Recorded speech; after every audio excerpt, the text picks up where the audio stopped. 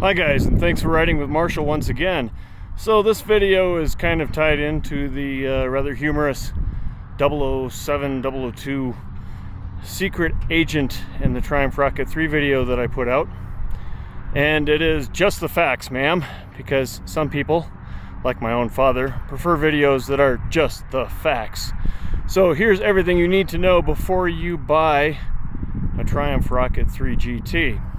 First of all, you need to know that there's a GT and an R version, and they both have a slightly different riding stance, with the R version having lower bars, mid pegs, more aggressive riding style.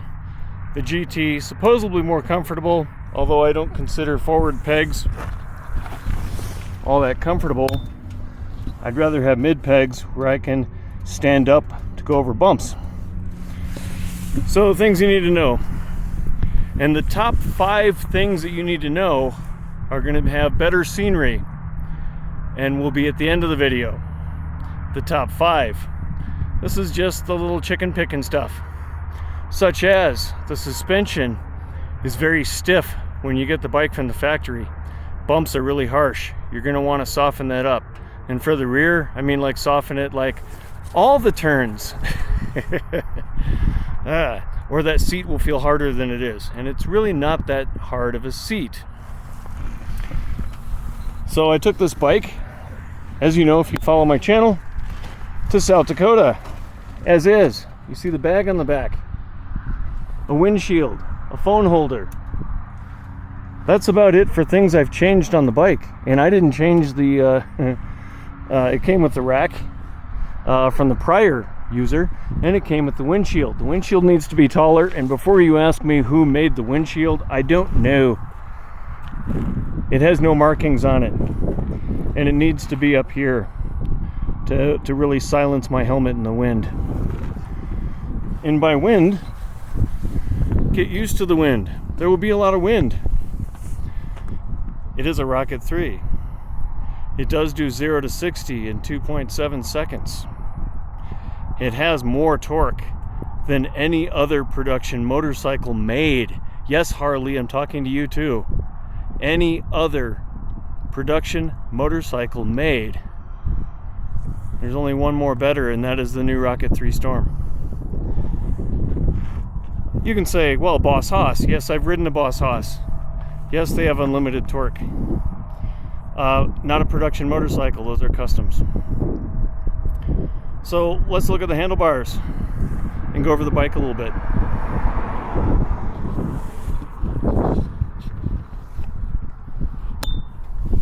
The things that I want in a motorcycle are, 1, a shaft drive. Oh look, there's one now. Because I'm tired of oiling chains, getting oil all over everything, and wondering how much more life is left in the chain and sprockets.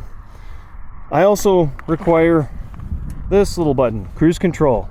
There it is. It works great. Something else I really like to have: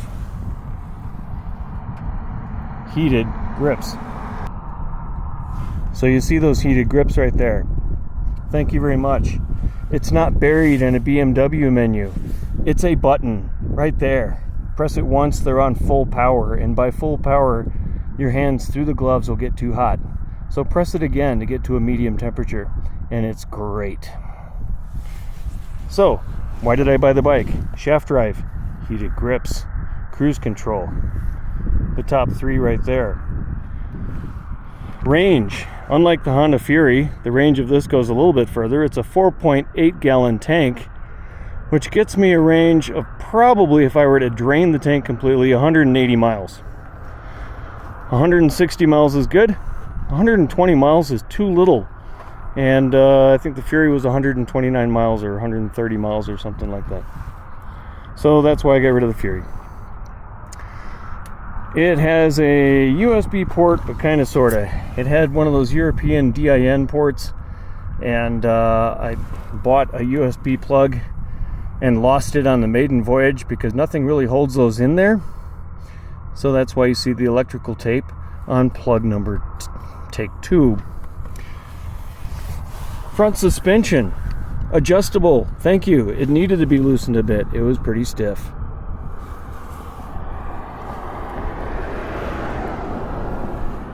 Over here we have my garage door opener. People ask that question. What is that thing? It's garage door opener. We have the Triumph, it's a typical Triumph rocker switch for power, fuel injection, and starting all in one. So kill switch and power are kind of the same switch. Hazard lights. This is ingenious. A lock switch. It locks the handlebars with a single press instead of having to fumble with a key. Isn't that wonderful? And it has a home button, which does nothing for me usually because I don't use any kind of an app. I have a phone. I don't need to tie the phone to my bike and use an app.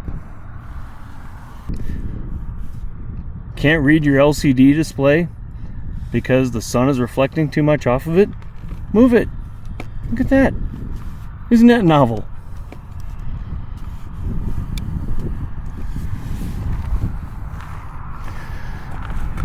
In case we didn't mention it already, the Triumph Rocket 3 GT has 2,500 cc's. 2,500, don't believe me? It's right there.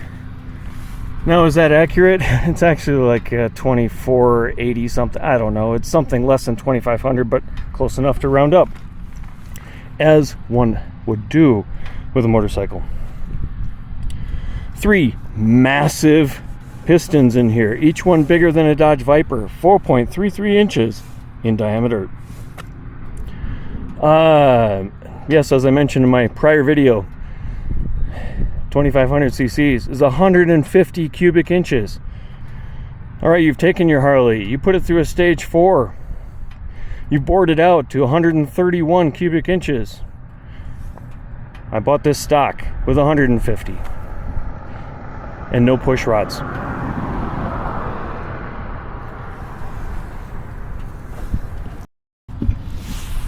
Oh, let's see. What other minor little things do you need to know? Is it fast? Well, it's not like H2 fast because it's limited at like 138 miles per hour, which, considering the speedometer is not accurate, is about 130.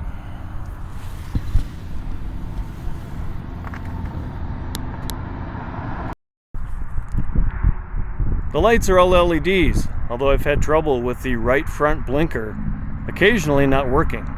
I suspect it's a connection issue. That I'll have to troubleshoot.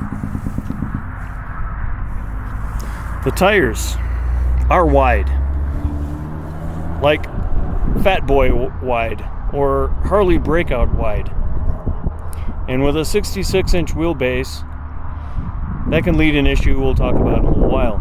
Not a huge issue. You can deal with it. You can live with it. I've ridden bikes that are worse. The front tire is a 150 wide tire.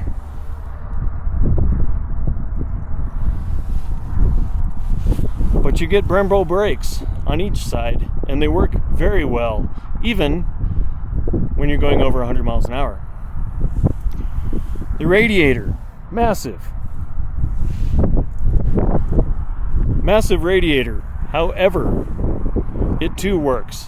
Unless you're at a red light on a 92-degree day, the heat won't bother you from the engine so much. It will bother you if you're stuck at that red light in Larimer County. And it just has no intention of ever turning green, and you feel like you are leaning over a barbecue grill. That's okay. It's a water-cooled engine. It can handle it. The exhaust. Does the exhaust get hot? Well, being that the forward pegs put my leg right over this heat shield, which I'm currently touching, as you can see, it gets warm, but it doesn't get as hot as, say, some of the bikes with a cat converter right there. And I'm thinking Indian Scout. The new Indian Scouts have to put more of a cat converter in their pipes, and they get really hot on your right leg, as most V-twin cruisers can do. The seat is comfortable. For my trip to South Dakota, I did put an air hog on it just to add some airflow underneath me, and it worked great. I'm not going to change the seat, no intention to. So how do you buy a bike like this? Do you drop the $25,000 in the store, or do you wait like I did and find one at a dealership for 10 less? 10,000 less. All right, well, let's go take a ride. The sound of the pipes isn't very inspiring, but you can thank government sound restrictions for that.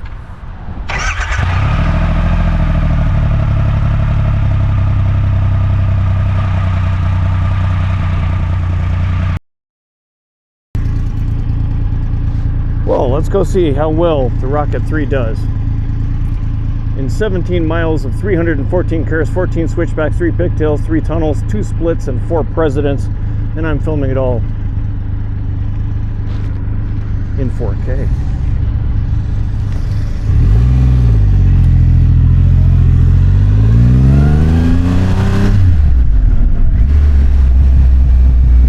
Keep your eyes open for Mount Rushmore. You will see it through the tunnels quite a few times, and I'll probably stop and want some photos anyway. Although I've mentioned several points already, let's count down my top 5 things you should know before buying a Triumph Rocket 3 GT. And let's ride Iron Mountain Road in South Dakota while we do it. Number 5, oil changes. Guess what oil this bike requires? Go on, guess. Hint, you will probably never find it in an American gas station. If you guessed 15 weight 50, then you're better at this game than me. The manual wants you to use Castrol 15 weight 50, and I wish you the best of luck finding that in the United States.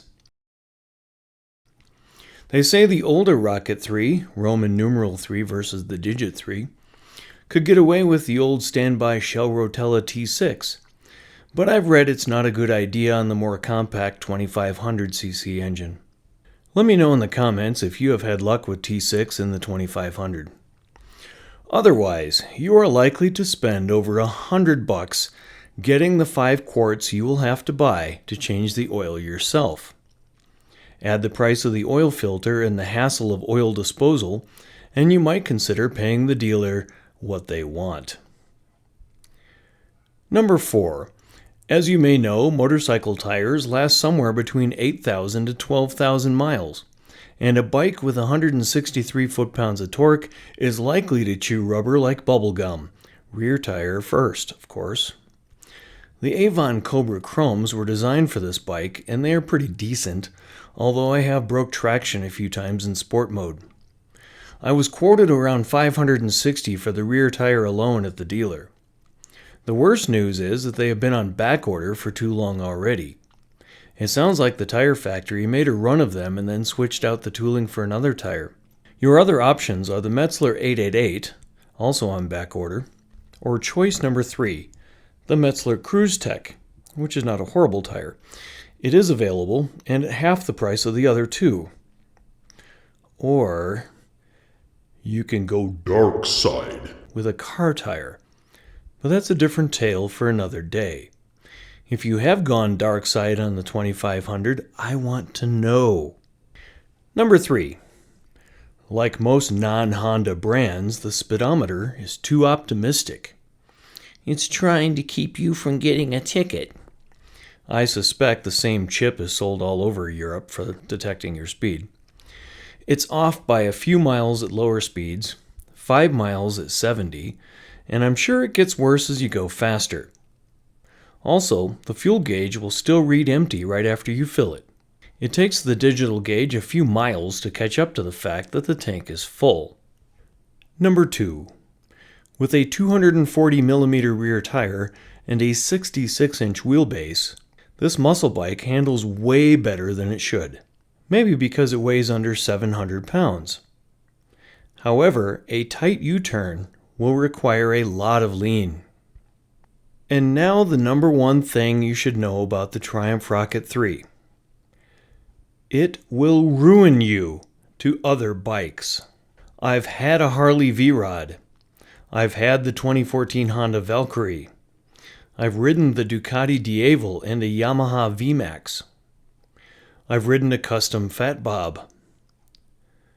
But the pull, the comfort, and the mostly confident handling of the Rocket 3 get top marks from me. If you have a bike collection in the garage and make the mistake of switching to one after riding the rocket, you may feel there is something missing, like, oh, I don't know, an actual engine. Thanks for watching. Please interact with my YouTube stats by liking, subscribing, commenting, and writing me in for president.